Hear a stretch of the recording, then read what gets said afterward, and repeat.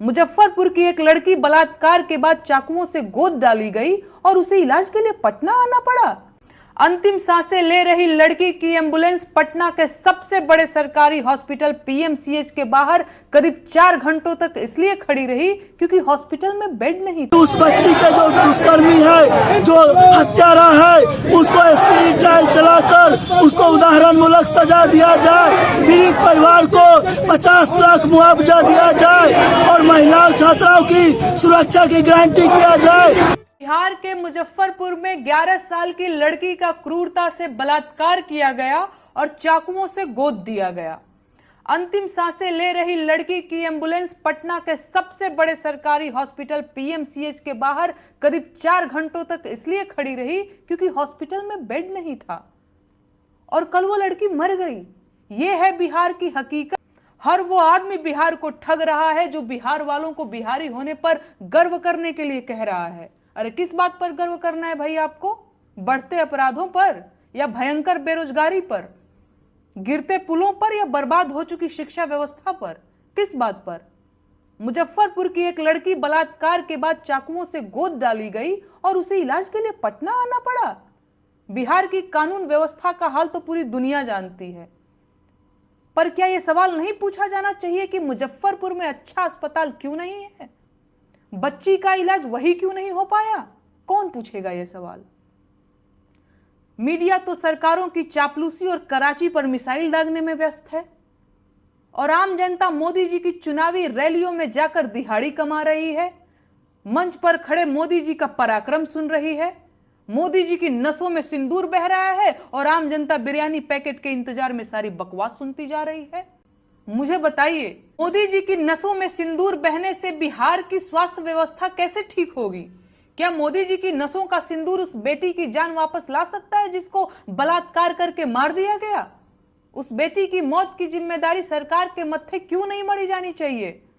उस बेटी की मौत उन सब के सिरों पर मढ़ी जानी चाहिए जो सरकार से अच्छे अस्पतालों की मांग करने की बजाय बिना बात बिहारी होने का गर्व करते रहे। और वो सारे कलाकार, लेखक और नेता भी इस पाप में भागीदार हैं जिन्होंने सरकार की चापलूसी की और बिहार वासियों को ठगने में सरकार की मदद की। बिहार के लोगों के पास क्या नहीं है? मेहनत करके शहरों को महानगर बना दिया। देश चलाने के लिए हजारों आईएएस बिहार ने दिया। देश को विद्यापति और वशिष्ठ नारायण सिंह जैसे विद्वान बिहार ने दिया। कलाओं की धरती है बिहार। लेकिन हम इस सच से भी मुंह नहीं मोड़ सकते कि इस वक्त बिहार अपने सबसे बुरे दौर में है। उन लोगों से बिहार वासियों को बेहद सतर्क हो जाने की जरूरत है जो बिहार के लोगों को फर्जी गर्व करने के लिए कहते हैं। ये लोग आपके दुश्मन हैं। ये लोग सरकार के एजेंट हैं जो बिहार की दुर्दशा से बिहार के लोगों का ध्यान भटकाना चाहते हैं। राजधानी के अंदर में 9 वर्षीय मासूम छात्रा के साथ जिस तरह से दरिंदों ने दुष्कर्म करके उसको हत्या करने का प्रयास किया और वो हत्या हो गई, उसकी मृत्यु हो गई और सरकार की जो अस्पताल है, इस अस्पताल की जो अराजक लाचार स्थिति है जिसमें समय से उसको इलाज नहीं मिल पाने के कारण उस बच्ची की मौत हो गई है। इसलिए मैं ये जिला प्रशासन से मांग करने के लिए आया हूँ कि उस बच्ची के जो दुष्कर्मी है, जो हत्यारा है, उसको स्पिरिट ट्रायल चलाकर उसको उदाहरणमूलक सजा दिया जाए। पीड़ित परिवार को 50 लाख मुआवजा दिया जाए और महिलाओं छात्राओं की सुरक्षा की गारंटी किया जाए। सुबह में जो अश्लीलता, नंगता, नशाखोरी परोसा जा रहा है, सोशल मीडिया के माध्यम से फैलाया जा रहा है, इस पर अविलंब रोक लगाया जाए और समाज के हर माँ बहन को सुरक्षा की गारंटी किया जाए। लेकिन एनडीए की सरकार तो कहती है आज महिला सुरक्षित हैं 12 बजे के बाद रोड पर घूम रही हैं।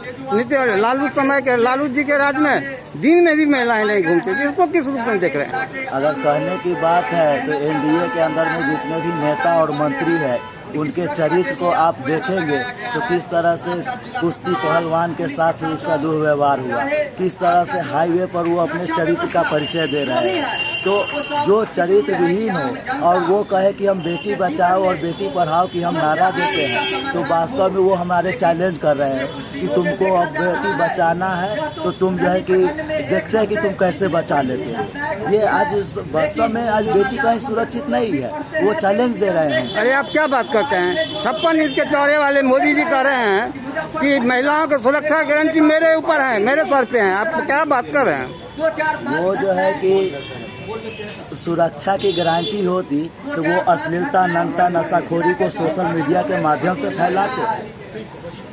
आज उनका प्रशासन जो है एक FIR तक दर्ज नहीं करता है पीड़ित परिवार का, जो अगर पकड़ता भी है तो उसको 1 घंटा के बाद छोड़ देता है। वो कैसी बात करेंगे? तो क्या लगता है बिहार में NDA की सरकार फेल्योर है क्या?